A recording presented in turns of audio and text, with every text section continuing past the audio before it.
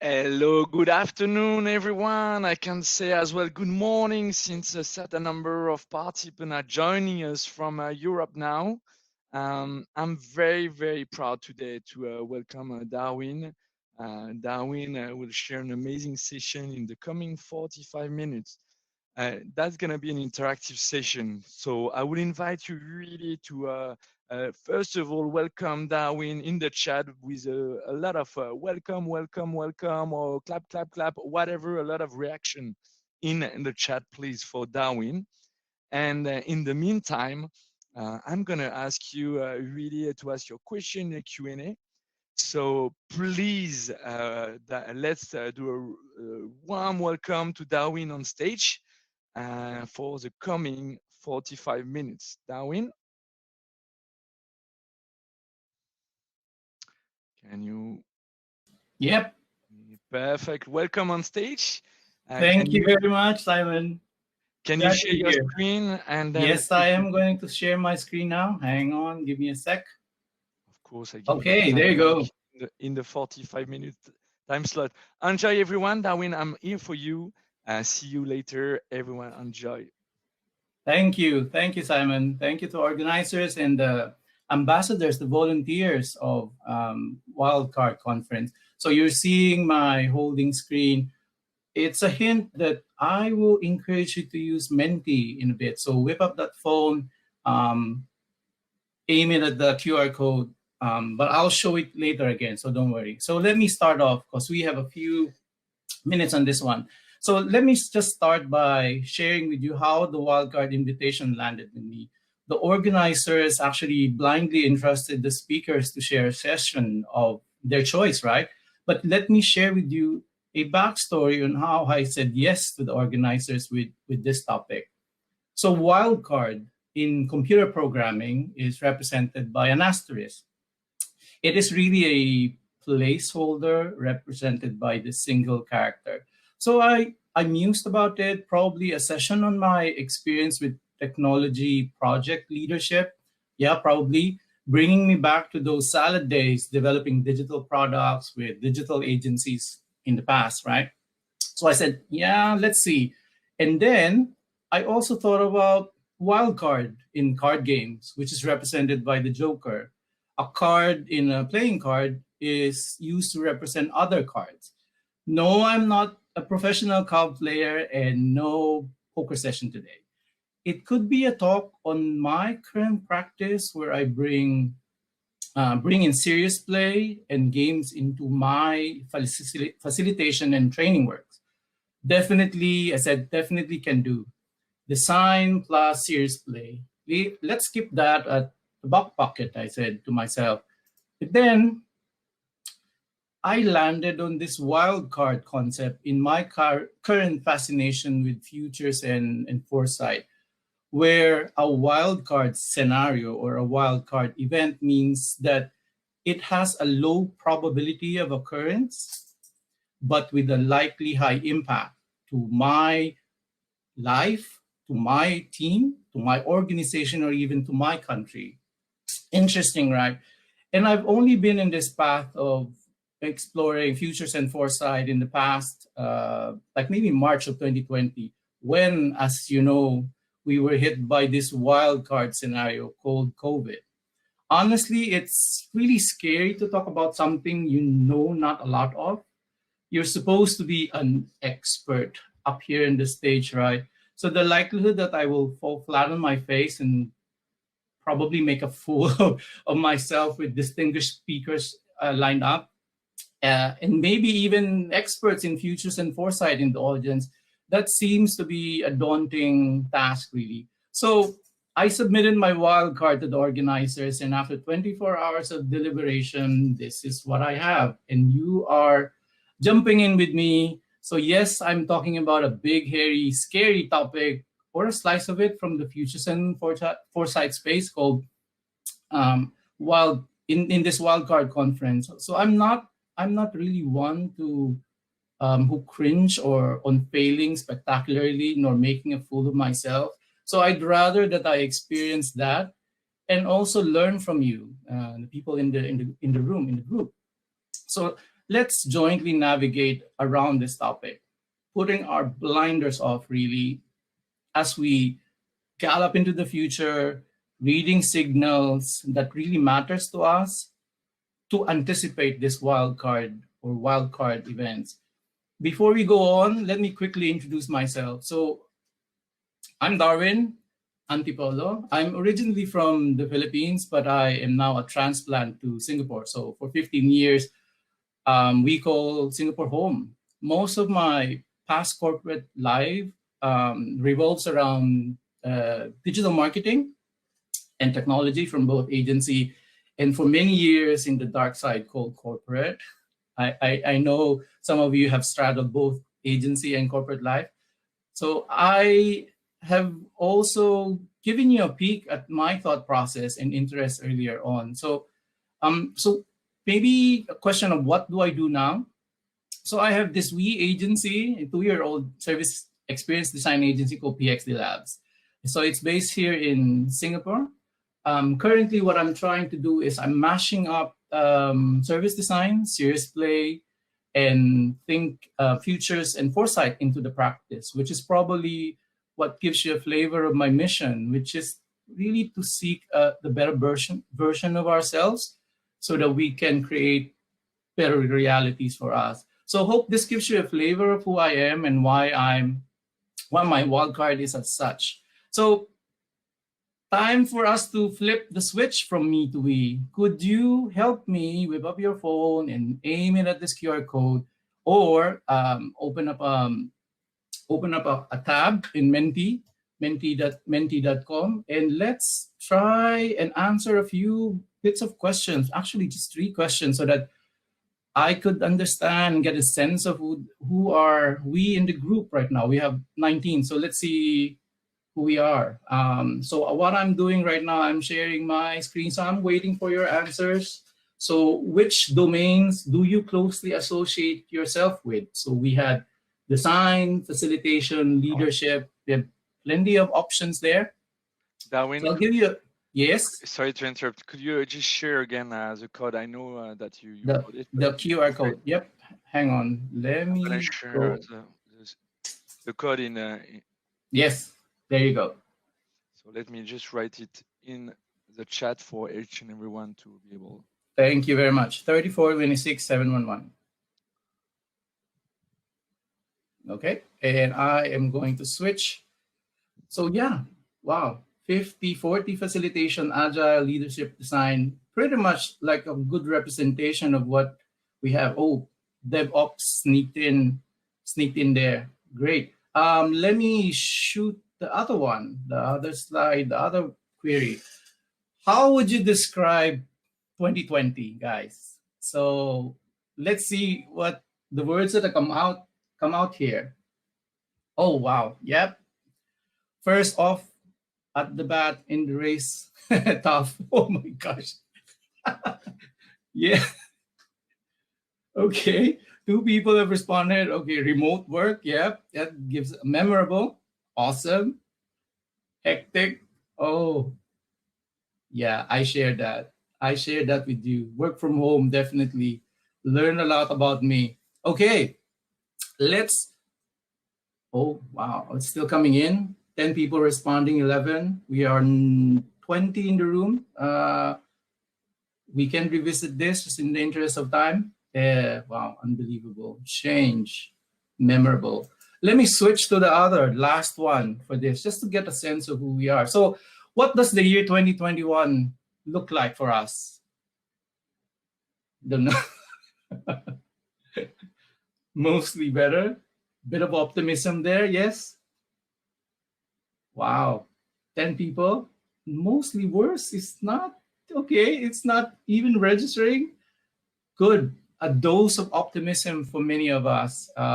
Yes, and that big query of like who we are, or what we are expecting in 2021. So just a quick thank you for that. Thank you for participating on that. For me to just to get a sense of who is in the room. Just a quick helicopter view on what we can realistically cover in 45 minutes. So let's start with the wildcards. what it is, how it manifests itself, and how we can anticipate it using strategic foresight lens. So that might be a new word for many of you, but I am also expecting that a lot of you would have heard of it. Then we bridge the divide and step back from wildcards and see where and how the signals connect with this wildcards or this what we will call trends. Then we can design the present with a view of the future, particularly this wildcard events.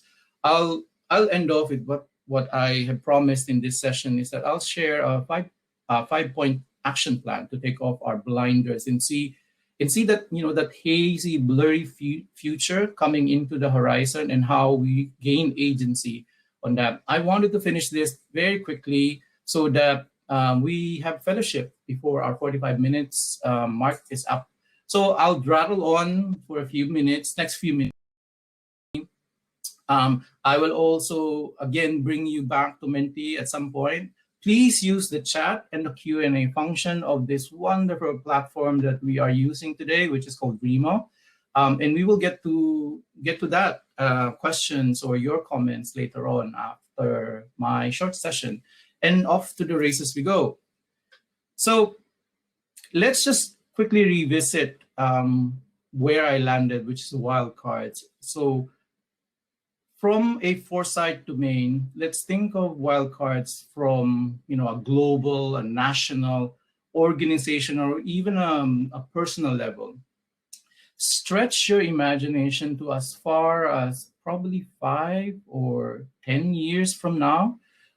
Wildcards, what are these plausible events that may happen in that sort of projected future? So again, the definition of wildcard is like a low probability of occurrence, but that will likely have high impact. So you can go personal, you can go organizational, or you can go team. The reason why I'm emphasizing that, I just wanted to give a sense of that wild card that you have in mind. So back to Menti for us, 34, 26, 711. And let me ask that question. What would be some of the wild cards that you could think of if you project it or even layer it with your personal, in a personal level or team level, national level? So health issues, yep, perfect. One up, participating, as that Gurana has mentioned a while ago, please show up. So your participation is much appreciated. Cyclones, definitely. Yep, storms for us here in Asia Pacific. So any more? Polarization. Ooh, let's keep a tab at that one, and maybe we could ask that later and query that. Train accident, yep, unlikely, but it has very high impact to us. So that's the category of like a characteristic of a wild card scenario. Global warming speeding up. Well, thank you for that. That gives us a good sense of what these wild cards are. So let us now situate and find wild cards within this strategic foresight framework. At the very end is a phase what I call strategy. Here we have mapped out the many tactics into an action plan based on the previous step. You notice I'm starting from the end and then we're going back, a la Tenet.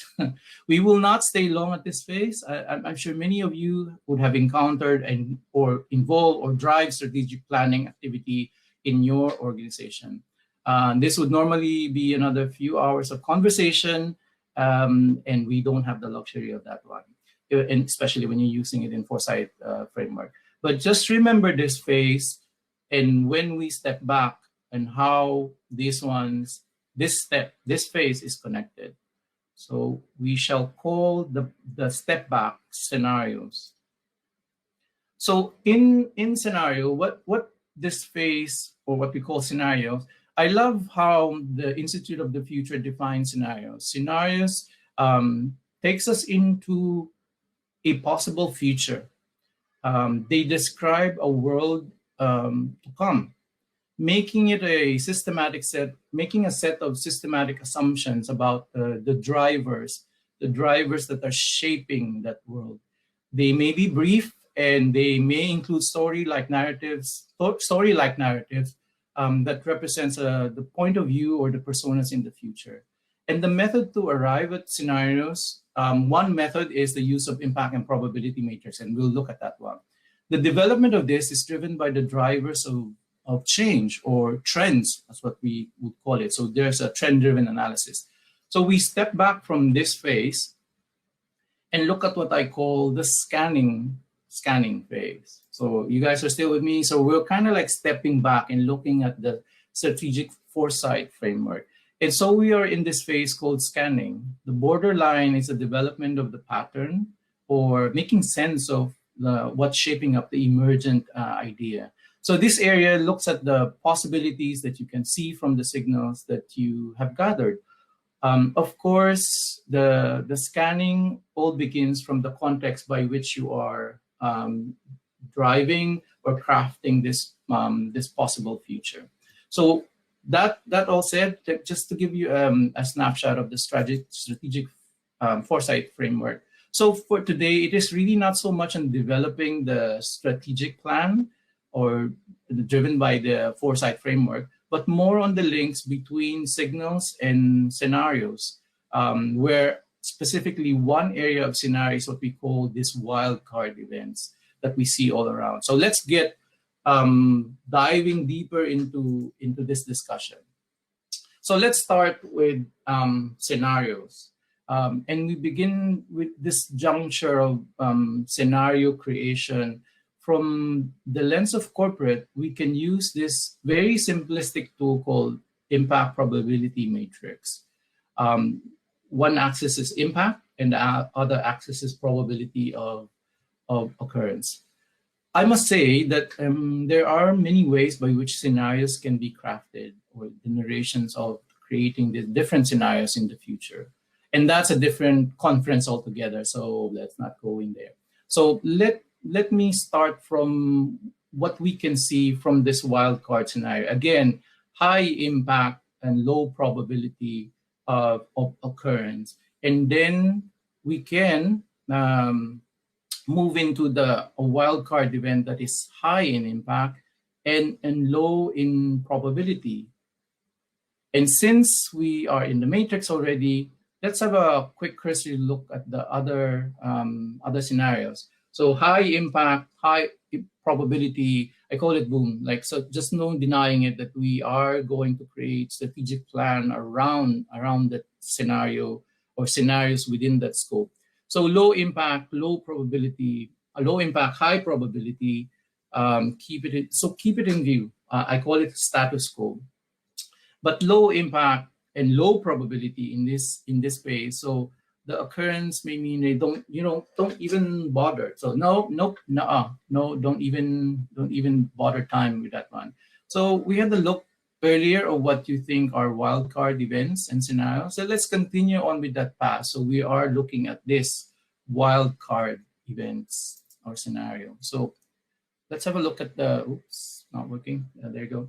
Some examples. So we're going to go faster now, so we have time for some discussion before we hand the session to the next wildcard giver and look at the different action points that we can do to anticipate and be ready with this wildcard event. So I have a few more examples in this wildcard. So we can even look at it from a global view. Like, what if the Earth's axis shift? If we see global food shortage coming in, and in that scenario also wherein the collapse of the United Nations is probably possible, low probability, but high impact to us. And you can look at it from an organizational or industry or even sectoral level wherein, nanotechnology takes off, Africa unravels, terrorism goes biological, for example. And some of these scenarios are, the signals are already coming now, and we see that it's a likely possibility. We can also, when we discuss on wildcard events or wildcard scenarios, you can even bring this to a personal level. So think about this high probability in low. I mean, in this instance, like high impact, low probability. You what if you win the lottery? What if you are offered to lead your Africa market, and it's not even in the radar right now? What if you get picked up for Mars by the Tesla group and be one of the pioneers terraforming Mars? So these are wildcard scenarios that are there, shaping in our horizon. Low impact, high impact, low probability. So let's have so this is well and good and good to agree that we should consider wildcard events, like when COVID happened, when we develop our corporate strategic plan, or even our very own personal resilience plan. And that seems to be the where I'm heading with this one. But how do we come up or even imagine this wildcard events? We can now create a bridge on the scanning phase of the framework, and specifically on establishing a sensor or signaling structure. So it just simply means being tuned into what is happening right now, being able to have that capacity or that skill to see the emergent patterns that are emerging in our midst, distinguishing this from the noise is even the challenge. So it is one thing then for you to identify signals, but we need to also try and categorize and segment these wildcards. I mean, the signals that we're seeing. So signals, you've heard it from me when I introduced where I landed with this wildcard challenge given to me. So what are they? Again, I love referencing the Institute of the Futures when they define the signal. It is a small or local innovation with the potential to disrupt the status quo. It can also scale up in size or geography. An example that I loved, and I stumbled upon this when I was chatting with a group of futurists, is that the e-citizenship program of Estonia is very localized right now in Estonia, but then it has the potential to scale up geographically across the globe. Another signal that I loved when I discovered or uncovered this is the social credit system in China, wherein they're using the social network in terms of like giving. Using the point system in allocating or identifying, profiling their citizens. So I'm sure you have your own ideas and in terms of the signals or that you encounter in your day-to-day. I'm gonna skip the Menti for now, just I'm conscious of time so that we can have a bit of discussions later on. Which I think begs us to ask why the signals matter and why do we need to consider them. A signal jointly viewed with others will give us trends that we know today. So signals are many signals make up a trend. So these innovations, when we see these are indicators of the shifting behaviors that is happening in our midst. And lastly, the signal matters because it satisfies our nature on being curious on what's happening there, taking us to flight in terms of our imagination. So that gives us a flavor of why signals are really important, aside from the obvious that it's that link between us creating the scenario. So I land here with you guys in terms of like how do we harness this signal so that we do not get blindsided with this wildcard scenario. You notice I just focused on the wildcard events that seems to be happening more frequently and often with us globally, and even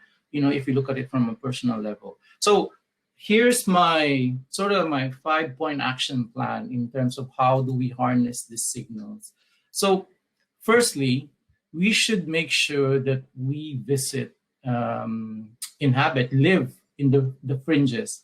By fringe, I mean outside of our normal or traditional view, where if you get your daily dose of information from traditional newspaper, why not also explore the fringes of reading up in your scientific journals, right? I know it's hefty, I know it's heavy, but if you train yourself and visit those fringes, I mean, in this instance, scientific journals, you see glimpses of the signals that are coming up. From our corporate intranet, for example, go seek out what others are doing. So go out of your intranet, do your meetups, your hackathons. So probably from business books, why not science fiction books if that's not your cup of tea? So push your comfort level in terms of exploring these fringes. From action movies, maybe binge on documentaries in Netflix. So I personally love exploring the art community space in galleries, in art festival. The imagined world for me by this artist is a powerful place for us to see the signals or the fringes that are shaping up in that aspect. So secondly, to be good at spotting signals, train your eyes. Be an explorer, observe, be an observer. Stay really curious and start asking questions like, is that signal new? Is that signal going to cross boundaries? Will this signal go viral? Will it probably shift worldviews, even personal views, if this signal escalates or scales up? Will this signal change traditional view of learning, traditional views of coding, of leading, or making, or even being? So that's for me where signal leads me. So which brings me to another action point. So log in your signals. Make sure you have a mechanism to log your signal, meaning it is one thing for you to see and observe, but you have to capture that. In many organizations, it's nice that we hear of knowledge management systems in place. So these systems try to grab those tacit knowledge and know-how into something that can be actioned by the organization. Personally, I do not trust my memory. So I have folders, physical folders lying around in my library. Even if I'm reading like paper journals, and just cut it up and just put it there. So I have categories of signals. So, or if you're like a digital native, of course, you can, sign up with Notion or start journaling. So there's a mechanism for you to fence in the signals. You can then categorize, analyze it, and more importantly, I guess this is where, it's one thing for you to capture signals, but it's another point for you then to ask, so what? What if this signal or signals are now at this fringe? So where does this bring me? Or what does it mean for me, for my team, for my organization, for the country, or the globe even, right? So, which leads me to this idea of playing what I call the possibility game. So now wearing my serious game hat really is a very simple mechanism to answer this basic prompt of what if. So line up these signals, probably line up 3. That's why you have, a prompt there of a triangle. In the futures thinking world, they love this triangle.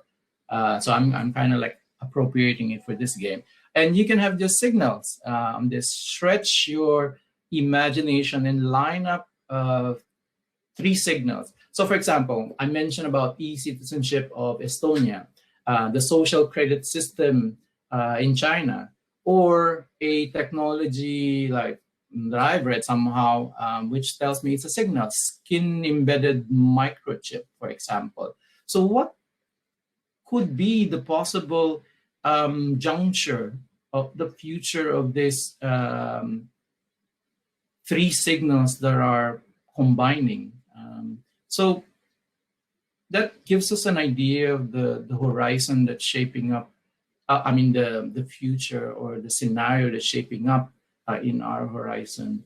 So you asked the question of, is that a trend? Is it a wild card scenario? So try it out. So that will be an interesting exercise when you have a few signals. And lastly, and what might be the hardest thing to do in this action 5-point action plan that I'm proposing is to keep our blinders off.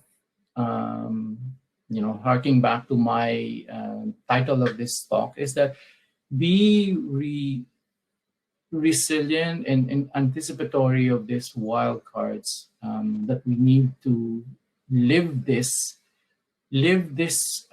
action every day. It's not, you cannot turn it on and off.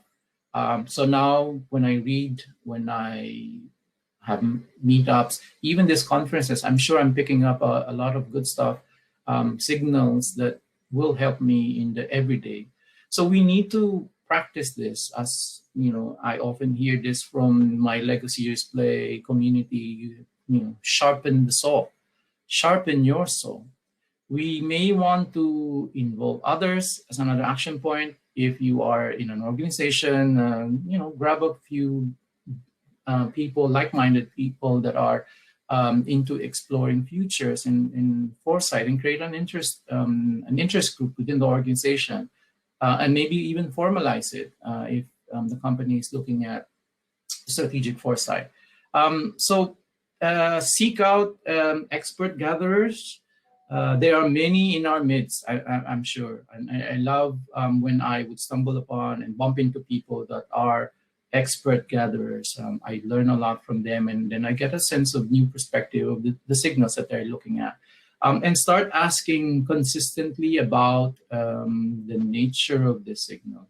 And to sharpen, I think the challenge here really is that once you have the signals all lined up, how do you sharpen your skill or your ability to see the patterns that emerges? And that might be a fodder for more future discussion, like crafting the patterns that you see and the signals that are out there. So as we come to a close, and I'm looking at the time so that we have a few minutes to chat about this. So my interest in futures and foresight has led me to respond to the organizers' Wildcard Challenge. I didn't veer far away from even the name. So sharing with you my thoughts on wildcard events through the application of a strategic foresight framework, and that's not even mine. And I'm sure there's a lot of framework that we can reference when we look at futures and foresight. So we looked at what these are and why they are important to consider. So instead of spending time talking about planning and creating tactics for this scenario, I sort of thought of bringing you a step back and look at the signals amidst us now, and propose action plans on gaining that, encouraging you to have that interest to gather the signals and make that matter, so that you are able to see these wildcard scenarios before they hit us in the future. And what we know so far is that there will be many of these out of the blue events. It will be constant. And I think even before this talk, we all acknowledge that in our lives and in our corporate life and in our nation, our country's existence, that we get hit by this out of the blue, wildcard events. So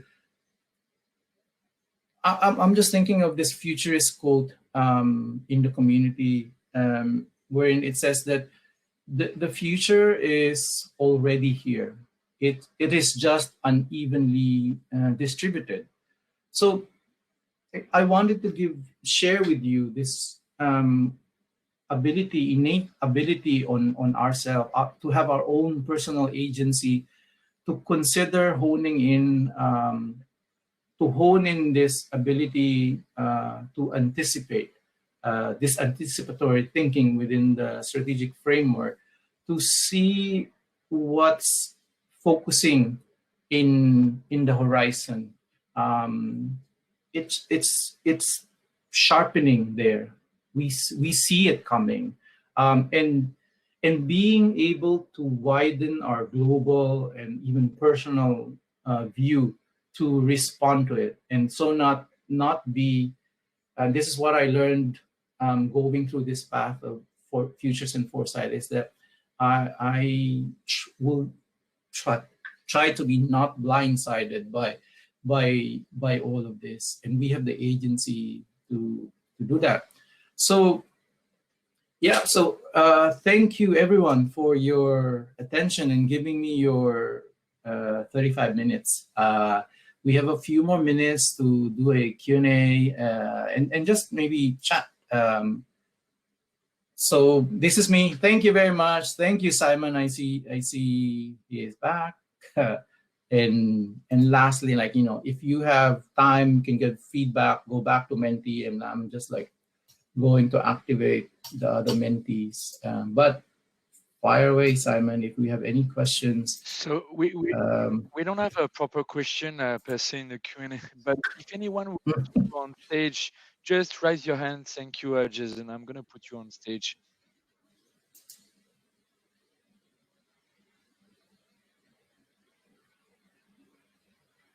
I'm going to stop sharing, but if you can give your feedback, that'd be nice. Yeah, there you go. Hi, Darwin. Hi again. Hi, Jason. My question is, what events do you plan for in your business? Like, what wildcard events are you got a strategic plan around? Oh, fantastic. You know, at March, this I learned the lesson when COVID happened. So most of like my business is around face-to-face classroom type facilitation, and remote and virtual has now become my sort of like default platform in my business. So I'm kind of like projecting this. So the horizon that I'm seeing is that we will have probably more of this, even though COVID goes away. I think we got a taste of the good things within that framework of remote and virtual. So projecting forward, I'm now looking at the signals that I'm reading from augmented reality or mixed reality. How does that play up with the nature of my business and the nature of how I establish a relationship with my clients? How does AR, mixed reality, come into the learning space? And we're reading pockets of signals on that one. So specifically for me, AR and VR, and on the emergent side, I'm seeing a lot of discussions on feeling, on emotions, where the analytical mind is also being forced to balance with the things that are in the heart. So discussions that are quite fluid in that aspect. So I'm trying to fold that in and see and anticipate that in the future. Cool.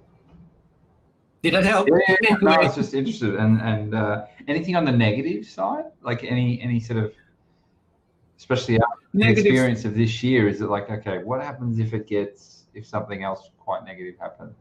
You know, a local conflict, which is more likely now than it was 3 years ago, 4 years ago, right? Yeah. I think the China factor for us in the region plays a bit well. I mean, plays well in terms of looking at it from a positive and negative spectrum. Like, how does that affect us? So the dominance of the conversation that is China-centric or China-skewed within us, within ASEAN, within Asia, for example, I'm curious. I'm apprehensive. It may or may not impact our businesses, but it surely will impact us, I think. So not so much on the negative. I'm sure we can deflect the negativity somehow. If you're negative, you can play with Lego. Yeah, like right now. Yeah, there you go. Jason, do you have another question? Or No, I'll give the space to somebody else. Thanks, Jason. No worries. Thank you very much, Darwin. Speak soon.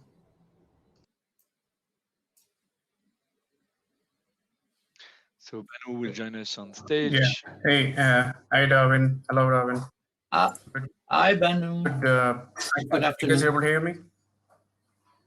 Yes. Okay. So yeah, good provoking topic and good session. So just thanks, Banu. Yeah, just trying to think how we can apply this, right? Professionally and personally, right? That's the two areas we look at. So how do you think can you actually use this and bringing the benefit professionally, for example? Right? Yeah. So within the workplace, outside the workplace, the different areas, correct? So any examples where you think how it has actually impacted you?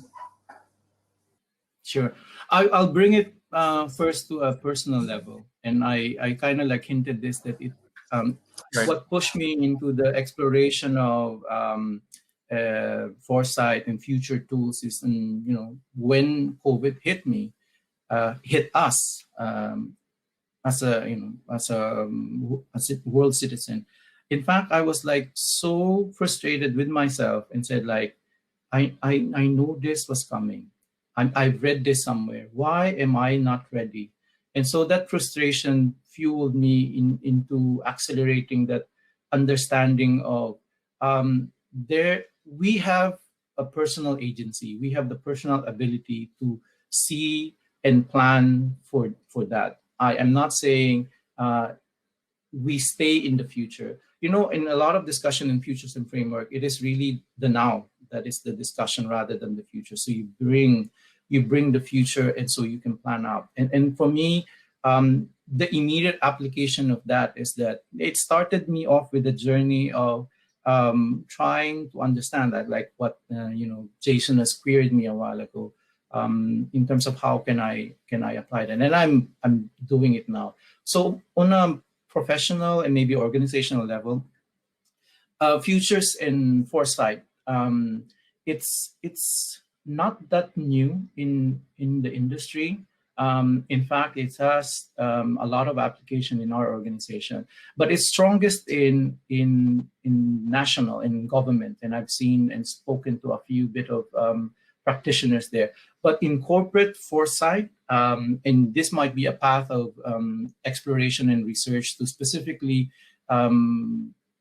give you samples on how forward-looking, future-proofing organizations are trying to bring in that anticipatory thinking in their organization so that they don't get blindsided by these wildcards.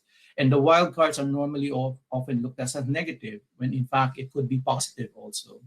And so when we look at that very simple probability and opportunity matrix, we almost always stay in the strategic zone, right? High probability and high occurrence, right? High impact and occurrence. But when you look at the adjacent side, this is where you also add value in that one. So I hope that helped.